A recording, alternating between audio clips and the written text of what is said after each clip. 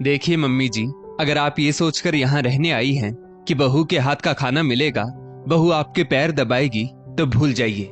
मैं नौकरी करने वाली शहर की लड़की हूँ, कोई गांव की गंवार नहीं जो सास की सेवा में अपनी जिंदगी बिता दूं।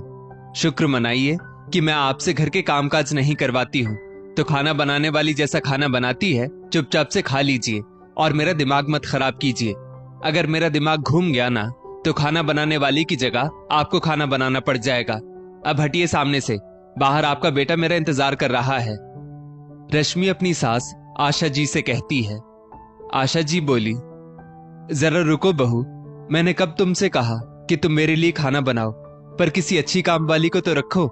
ये लता बिल्कुल अच्छा खाना नहीं बनाती है, खाने में इतने मिर्च मसाले और तेल डालती है कि वो खाना मुझसे खाया ही नहीं जाता, और अगर मन मारकर मैं खा भी लूं तो अगले दिन मेरी तबीयत खराब हो जाती है। ऐसे में तुम ही बताओ मैं वो खाना कैसे खाऊं? रश्मि गुस्से में बोली, आपकी आखिर प्रॉब्लम क्या है? बाहर का खाना आपको हजम नहीं होता, घर में अगर काम वाली बनाकर देती है तो आपको पसंद नहीं आता। ऐसा कीजिए, कल से आप खुद खाना बनाइए, मैं फोन करके लता को काम पर आने से मना कर देती हूँ। अब तो मैं जा सकती हूँ ना, क्योंकि मुझे बाहर का खाना हजम हो जाता है। चलिए हटिए अब मेरे रास्ते से। इतना कहते हुए रश्मि उनको धक्का देकर एक किनारे करते हुए घर से बाहर चली गई। बाहर गाड़ी में रश्मि का पति तरुण उसका इंतजार कर रहा था। जैसे ही रश्मि ने गाड़ी का दरवाजा खोला, तरुण बोला, एक तो बाहर डिनर का प्लान बनाती हो, ऊपर से तैयार होने में इतना वक्त लगाती हो। मुझे समझ में नहीं आता, तुम औरतों को तैयार होने में इतना वक्त क्यों लगता है? रश्मि गुस्से में बोली, फालतू की बात मत करो, मुझे तैयार होने में कुछ वक्त नहीं लगा था, बल्कि तुम्हारी माँ ने मेरा रास्ता रोक कर रखा था।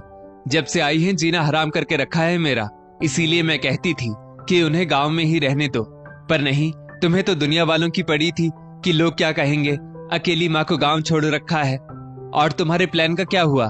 तुमने कहा था गांव की जमीन और घर बेचकर यहाँ मुंबई में फ्लैट लेंगे। तुम्हारी माँ तुम्हें तो कुछ कहती नहीं है, भुगतना तो मुझे पड़ता है। जल्दी से कुछ सोचो, वरना मैं पागल हो जाऊंगी। तरुण बोला, आखिर हुआ क्या? रश्मि बोली, उन्हें लता के हाथ का खाना पसंद नहीं आता है। बताओ, अगर इसी तरह मैं कामवाली को निकालती गई तो कल को जब मुझे जरूरत होगी तो कोई भी कामवाली मेरे घर में काम करने नहीं आएगी। मैं लता को कल फोन करके कह दूंगी कि जब ये यहां से जाएंगी तब वो वापस आए काम करने। तरुण हैरानी से बोला, और तब तक? मेरा मतलब घर के काम कौन करेगा? रश्मि बोली, तुम्हारी माँ करेगी, और कौन करेगा। अब चलो सामने देखकर गाड़ी चलाओ, क्योंकि मुझे तो भूख लगी है।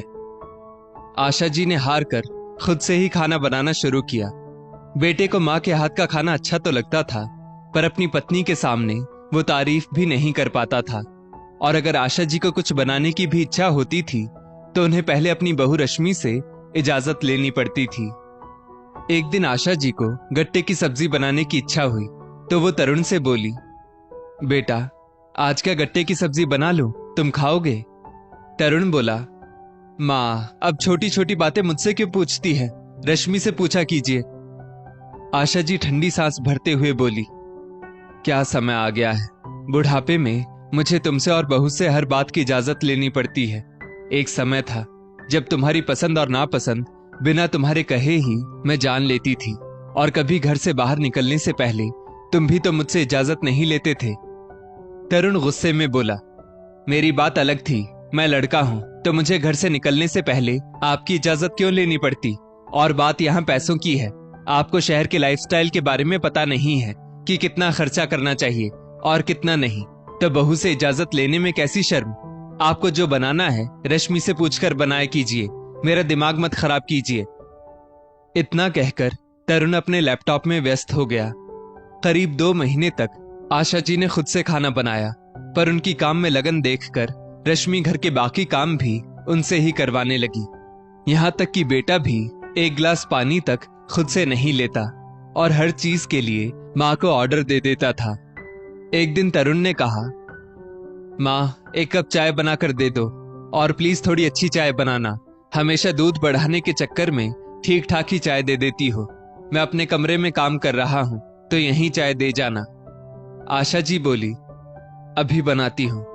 इतना कहकर आशा जी रसोई में तो चली गई, पर उनकी तबीयत आज कुछ ठीक नहीं लग रही थी।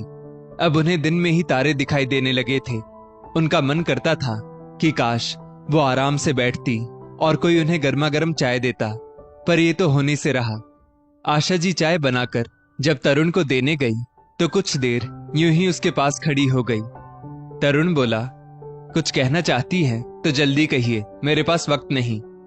आशा जी बोली, बेटा कहना तो चाहती हूं, पर लगता है कहीं तुम नाराज ना हो जाओ, फिर भी बहुत हिम्मत करके तुमसे बोल रही हूं। तरुण बोला, हाँ सुन रहा हूं, बोलते जाइए। आशा जी बोली, बेटा बहू को बोल दो वो फिर से लता को खाना बनाने के लिए बुला ले। मुझे तो लगता था मैं सब कर लूंगी, पर अब समझ में आया कि अब मुझसे नहीं हो पाएगा, क्योंकि मुझे एक पल को भी आराम नहीं मिल रहा है। तरुण मुंह बनाते हुए बोला, माँ आपकी यही बात मुझे अच्छी नहीं लगती है। पहले खुद लता की शिकायत करती है और अब वापस उसे काम पर बुलाने को कह रही है। रश्मि ऑफिस से आकर घर के काम में आपकी मदद करती तो है, तब भी आपसे नहीं हो पा रहा है। सोचिए, जब आप रश्मि को काम ठीक से ना करने के ताने देती थी तो उसे कैसा लगता होगा। उसने सोचा काम वाली रख लेते हैं तो सुनना नहीं पड़ेगा, फिर भी तो आप उसे सुनाती ही रहती थी, याद है। और लता के खाने में आपको कभी तेल ज्यादा तो कभी मिर्च तो कभी नमक, हर समय उसके हाथ का बना हुआ खाना आपको बेस्वाद लगता था। तो अब क्या वो 5 स्टार होटल की कुक बन गई होगी? अब आपके मन के लायक खाना बना देगी? आपके कहने पर उसे निकाला गया था, तो अब क्या हो गया? और रश्मि से उम्मीद मत कीजिएगा, क्योंकि वो आपकी तरह घर में बैठी नहीं रहती है। आशा जी बोली, बेटा मुझे माफ कर दो, अब गलती हो गई सो हो गई, आगे से नहीं करूंगी। बस अब बहू को फोन करके कह दो कि लता को वापस बुला ले और रात का खाना आज बाहर से ऑर्डर कर लेना। मेरे शरीर में अब इतनी भी ताकत नहीं है कि मैं कोई काम कर सकूं, और मैं भी वही थोड़ा बहुत खा लूंगी। और हाँ बेटा, एक बात पूछनी थी, क्या मैं अपने कमरे का एसी ऑन कर सकती हूँ? बहुत गर्मी लगती है। तुम तो जानते हो कि मुझे आदत तो नहीं थी एसी की, पर गांव की खुली हवा में इतनी गर्मी नहीं लगती थी, और मेरे कमरे में तो बस एक झरोखा है, उससे तो हवा भी नहीं आती। तो क्या मैं थोड़ी देर एसी चला लूं? तरुण बोला, माँ बिजली का बिल रश्मि भरती है, तो एसी किस कमरे में चलेगा ये वही बता सकती है, उसे आने तो दीजिए। इतने में दरवाजे की घंटी घनघना उठी। रश्मि ने जैसे ही घर में प्रवेश किया, तरुण बोला, तुम आ गई रश्मि, अब जरा माँ की भी सुन लो। लता को वापस बुलाने के लिए कह रही हैं और माँ अपने कमरे का एसी चलाना चाहती हैं। रश्मि बोली, क्यों सारी अकड़ निकल गई? बड़ा कहती थी कि खुद से बना लूंगी, लता के हाथ का खाना अच्छा नहीं लगता, अब क्या हुआ? और गांव में तो बिजली भी बार बार कटती है, वहां तो पंखा भी नहीं मिलता था, और यहाँ इनको एसी चाहिए। वाह भाई वाह, शहर में आते ही रंग ढंग बदल गए। चलो ठीक है, थोड़ी देर चला लीजिए, पर याद रखिए इसके बदले आपको कुछ तो काम करना पड़ेगा, वरना बिजली का बिल कौन भरेगा? आशा जी बेचारी सिर झुकाए खड़े खड़े अपने बेटे की तरफ उम्मीद भरी नजरों से देख रही थी और सोच रही थी, कैसा नालायक बेटा पैदा किया है, जो हर बात के लिए इसकी और इसकी पत्नी की इजाजत लेनी पड़ती है, और ये खड़ा खड़ा बस मुंह ताक रहा है। आशा जी के दिमाग में कुछ चल रहा था। उन्होंने कहा, बहू रहने दो, आज मैं गर्मी में ही सो जाऊंगी, और लता को बुला लेना, क्योंकि अब मुझसे तो तुम्हारे घर का काम नहीं हो पाएगा। इसके लिए भले ही मुझे भूखा क्यों ना रहना पड़े। इतना कहकर आशा जी रोते हुए अपने कमरे में चली गई। रश्मि तरुण से बोली, देखी तुमने अपनी माँ की अकड़, मैं कह रही हूं अब इनको वापस गांव भेज दो। अब कुछ खाने के लिए ऑर्डर करो, मुझे बहुत भूख लगी है। रहने दो उन्हें भूखा, जब पेट में चूहे दौड़ेंगे तो सारी अकड़ ठिकाने आ जाएगी। सुबह लता को रसोई में देखकर आशा जी को बड़ी राहत मिली। वहीं लता आशा जी को देखकर मुंह बना रही थी। आशा जी ने मुस्कुराकर कहा, लता अगर मेरी बात का बुरा लगा हो तो मुझे माफ करना। मैं नहीं चाहती कि मेरी वजह से मेरे जाने के बाद मेरे बच्चों को कोई तकलीफ हो, तो बस इनका ख्याल रखना। रश्मि हंसकर बोली, कहाँ जा रही है? वृद्धाश्रम, वहां भी तो कोई ना कोई काम वाली ही खाना बनाती होगी। इतना कहकर रश्मि हंसने लगी। तरुण ने हैरानी से अपनी माँ की तरफ देखा। क्या बात है माँ, कहाँ जाने की प्लानिंग है? आशा जी बोली, बेटा मेरी वापसी की टिकट करवा दो, अब मैं गांव वापस जाना चाहती हूँ। रश्मि बोली, यहाँ के काम आपसे होते नहीं हैं, तो गांव में घर का काम कैसे करेंगी? आशा जी बोली, वहां मुझे बस अपने अकेले के लिए 2 रोटी बनानी पड़ेंगी, तो वो मैं बना लूंगी, या फिर बगल में जो कमला है उससे कहूंगी तो वो बना देगी।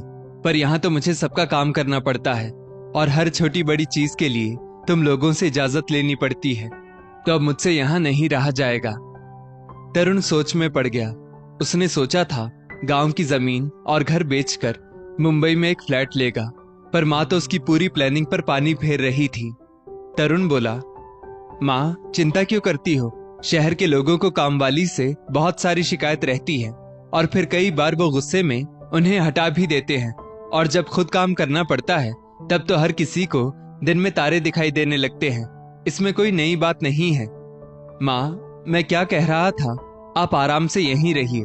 उस घर को बेचकर हम यहीं बड़ा सा घर ले लेंगे, फिर आपको अच्छा सा कमरा दे देंगे, उसमें आपको ताजी हवा भी मिलेगी।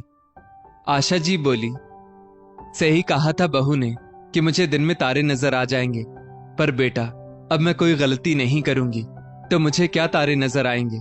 पर एक बात कहूंगी, खुद भी अपने खाने पीने का तरीका सुधार लो, वरना एक उम्र के बाद अगर कोई दिक्कत हो गई तो ये बूढ़ी माँ तुम्हें देखने के लिए बैठी तो नहीं रहेगी। और जहां तक मेरे लिए बड़ा घर और हवादार कमरे की बात है, तो वो मुझे नहीं चाहिए। मेरे काम की जमीन और घर है मेरे पास, तो शहर की जिंदगी तुम्हें मुबारक हो। बस मेरे जाने की टिकट करवा दो। इतना कहकर आशा जी अपने कमरे में जाने लगी। तभी रश्मि ने तरुण से कहा, ये तो हमारी पूरी प्लानिंग पर पानी फेर रही है। तुम इन्हें ये सोचकर लाए थे ना कि ये यहाँ कुछ दिन रहेंगी, इनका मन लग जाएगा तो हम गांव की जमीन और घर बेचकर मुंबई में फ्लैट ले लेंगे, और उसके बाद अगर इनका मन नहीं लगा तो इन्हें वृद्धाश्रम छोड़ देंगे। पर ये तो बीच में ही धोखा दे रही है, रोको इन्हें। आशा जी के बढ़ते हुए कदम वहीं रुक गए और वो पीछे पलटकर बोली, वाह रे मेरी औलाद, अपनी बूढ़ी माँ को धोखा देने चला था। जवानी में किसी बात की इजाजत नहीं लेता था, और आज बुढ़ापे में मेरी ऐसी दशा कर दी कि छोटी छोटी चीज के लिए मुझे तेरी बीवी से इजाजत लेनी पड़ती है। और आज मेरा घर और जमीन बेचने का सोचने से पहले तुमने मुझसे इजाजत लेने की जरूरत भी नहीं समझी। तरुण सामने आया और बोला, माँ मरने के बाद क्या वो सब अपने साथ ले जाओगी? अब हमारे सिवा आपका है ही कौन? आशा जी ने जोर का थप्पड़ बेटे के गाल पर जड़ दिया और बोली, अगर नहीं भी ले जाऊंगी तो तुम जैसे बेटे बहू के लिए तो कभी नहीं छोड़कर जाऊंगी, जो बिना इजाजत के मुझे एक रोटी तक नहीं खाने देते। बेटा बहू दोनों अब चुप थे, तो आशा जी बोली, अपने रहने और खाने पीने का इंतजाम खुद करो। अच्छा हुआ मेरे जाने से पहले तुम्हारी असलियत मेरे सामने आ गई। मेरे मरने के बाद तो तुम्हें संपत्ति मिल भी जाती, पर अब तो मैं तुम्हें उसे छूने भी नहीं दूंगी। और तुम बहू, तुम मुझे वृद्धाश्रम भेजने की सोच रही थी ना, तो चलो तुम्हारी ये ख्वाहिश पूरी कर ही देती हूँ। मेरे मरने के बाद गांव की जमीन और घर मैं वृद्धाश्रम को ही देकर जाऊंगी। अब जल्दी से मेरी टिकट करवा, वरना पुलिस को फोन करूंगी और तुझे और तेरी बीवी को रात का खाना वहीं खिलाऊंगी। करता है फोन या लगाऊं पुलिस को फोन? लता डर के मारे बोली, मैडम जी हम आपके घर में काम नहीं करेंगे। अरे ये बुढ़िया तो बहुत खतरनाक हो गई है, पता चला मुझे भी जेल ना भेज दे, तो जितना जल्दी हो सके इन्हें गांव भेजो और अपने लिए कोई और काम वाली ढूंढ लो, मैं तो चली। इतना कहकर लता 9 तो 11 हो गई। तरुण ने डर के मारे अपनी माँ की अगले दिन की ट्रेन में टिकट करवाई और बकायदा उन्हें स्टेशन छोड़कर आया। आशा जी अपने सामान के साथ ट्रेन में बैठ गई तो तरुण हाथ जोड़कर बोला, माँ एक आखिरी बार मुझे माफ कर दो, मैं रश्मि को समझाऊंगा, वो फिर कभी आपके साथ बदतमीजी नहीं करेगी। आशा जी बोली, अब मुझे जब तुम पर ही भरोसा नहीं है तो तुम्हारी बीवी पर क्या होगा? और मुझे तुम जैसी औलाद की कोई जरूरत नहीं जो हर चीज के लिए अपनी माँ को अपनी बीवी से इजाजत लेने पर मजबूर करे। इससे अच्छा तो बुढ़ापे में अपनी दाल रोटी का इंतजाम हर माँ बाप को खुद कर लेना चाहिए। चले जाओ यहाँ से, मुझे अब तुमसे कोई रिश्ता नहीं रखना, मैं अपनी आगे की जिंदगी अकेले ही जी लूंगी। इतना कहकर आशा जी ने तरुण से मुंह मोड़ लिया और फिर कभी दोबारा ना उससे मिलने गई, ना उसे अपने आसपास आने दिया। दोस्तों, इस स्टोरी को लेकर आपकी क्या राय है? नीचे कमेंट करके जरूर बताइएगा। और ऐसी ही और भी बेहतरीन वीडियोस के लिए हमारा पेज जरूर फॉलो करें। धन्यवाद।